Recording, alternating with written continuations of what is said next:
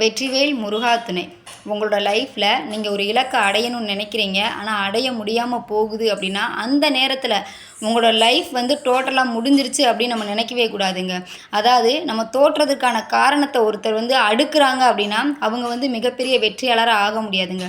நம்ம எதனால் தோற்றோம் அப்படின்ற காரணத்தை கண்டுபிடிக்கிற ஒரு நபரே மிகப்பெரிய வெற்றியாளராக ஆக முடியுங்க.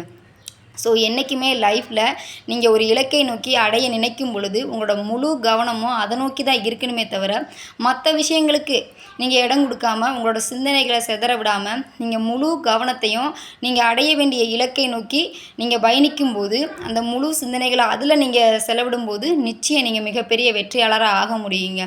ஸோ என்றைக்குமே ஒரு இலக்கை அடையணும்னு நினைக்கிறீங்க, அடைய முடியாமல் போகுது அப்படின்னா நீங்கள் தோல்வி அடைஞ்சிட்டீங்க ஒரு முறை அப்படின்னா மனசை தளர விடாமல் மீண்டும் மீண்டும் முயற்சிக்கும் பொழுது உங்களால் நிச்சயம் வெற்றி பெற முடியுங்க. உண்மைதானங்க?